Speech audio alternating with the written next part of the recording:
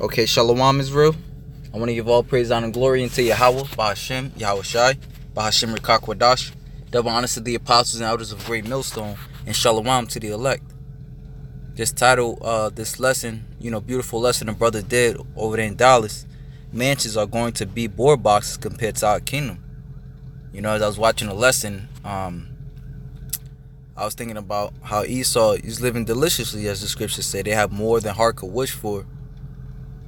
All right, but one thing that they're missing is time. You can have all the money in the world, but if you don't have no time to spend it, how good is it?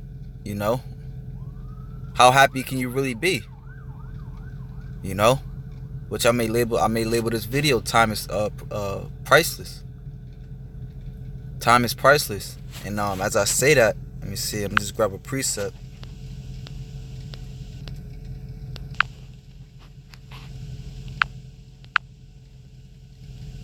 This is Luke 12. Bear with me.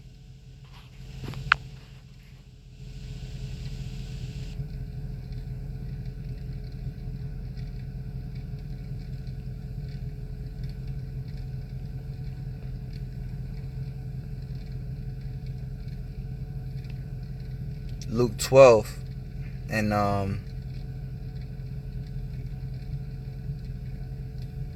12 and 17, and I'm gonna start at 16 actually. And he spake a parable unto them, saying, the ground of a certain rich man brought forth plentifully. Which you watch those. I'm gonna go back to it. Those mega mansions, man. That's plentifully. Which this is talking about how like if a man was to have a vineyard. All right, which represents his possession, but this is Esau's possession, his house, his houses, and his cars. So it says, and he thought within himself, saying, what shall I do, because I have no room where to bestow my fruits? He said, this will I do, I will pull down my barns and build greater, and there will I bestow all my fruits and my goods. And I will say to my soul, soul, thou hast much goods laid up for many years. Take thine ease, eat, drink, and be merry. But God said unto him, thou fool, this night thy soul shall be required of thee. Then whose shall those things be which thou hast provided? So when you go back to the Esau's, estates, which on this side, yeah, they look nice. They look beautiful. But what good is it if you have no time?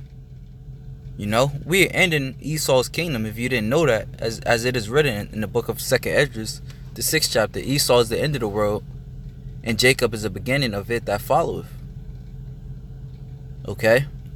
And, just like the thoughts I was thinking, another thought I was thinking of when I was watching the brother's video is, James the 7th chapter.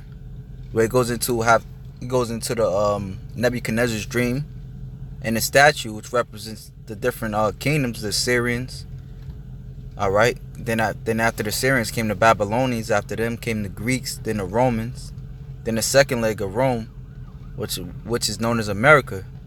The feet of which was part iron and part clay, part miry clay. Okay. And then after that, it speaks on when Yahweh Shai comes back, all right, and he gives speaks about how the saints shall take the kingdom and shall possess it forever, and into forever, and into forever. Of course, starting off with Yahweh Shai, all right, but that dream is crucial, man, to, understanding, understanding this world, and the rulerships as it is, man, that everybody has a beginning and an end except Israel. Okay, everybody's rulership, like it's going into the Assyrian, you can look that up in history, the Assyrian Empire, the Grecian Empire, the Roman Empire. You can look that up in history. People still, people talk about it to this day, but it's what? History. All right, so guess what? America is soon to be history. All right, and then that's what people don't understand, man.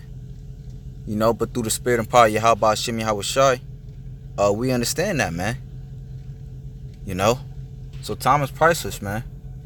And yeah, that was it, man. Just like I said, a quick video going into how very important time is, man.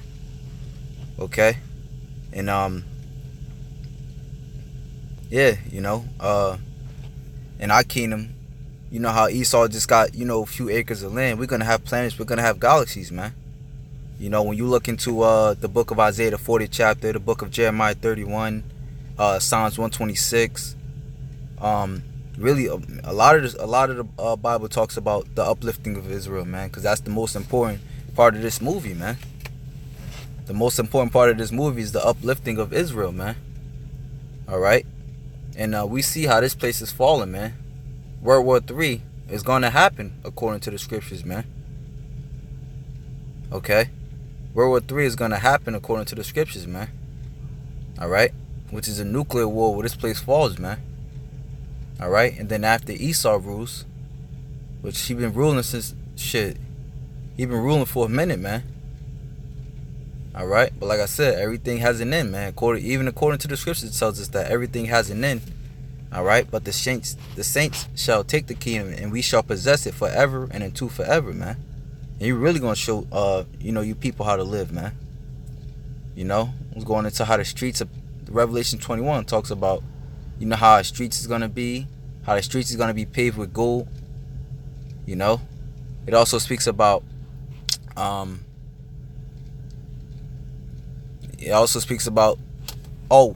not Revelation 21, but John 14, how it says, in my Father's house are many mansions, man. So like it's going into the different galaxies and the different planets that we're gonna possess. All right, Esau only got one planet, man, which he's fucking up. All right, but we're gonna get galaxies, man, which galaxies represent multiple planets, man. All right, we're never gonna have to work a day in our lives.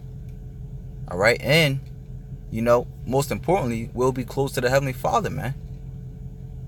All right, we don't have to do wicked sacrifices, and what I'm saying, because when you look into them, the houses are nice, but what Esau doing in them, man? All right, he got to do all types of blood sacrifices, wicked sacrifices to stay in power, man. So he not living comfortably. All right, spirit's fucked up, but us, we're gonna be able to live comfortably, like it says in Psalms 126, man. All right, how in the kingdom we're gonna be as them that dream, man, because the scriptures say in Sirach the 11th chapter, adversity is forgetful in the time of prosperity, man. All right, so we're gonna be having so much fun. How it says I believe in Isaiah 60, of how our hearts shall be filled with laughter, that we're not even gonna remember this place, man. Okay, so we're gonna have everlasting time. All right, which leads to everlasting happiness, everlasting enjoyment, man. And what something else I wanted to mention. Oh yeah, just going into basically how time is priceless, man, because that's in our mediocre lives that we live today. You always checking the clock. You always seem like you always on a time frame, man. So just think about what a relief that would be, man. Just to not have to, be so time constrained. To be hanging out with the brethren, and think about in this captivity, you gotta leave because you gotta get up early in the morning to work for Esau or go be a slave. So we coming to the end of that, man. Like I said, World War III is popping off. These other nations are coming up against that great whore, which is Babylon, America. All right, and soon enough, man, that nuclear war is gonna pop off, man, and the elect is gonna get saved, and we're gonna, rule this world the right way, man. Hey, so with that, shalom to the elect.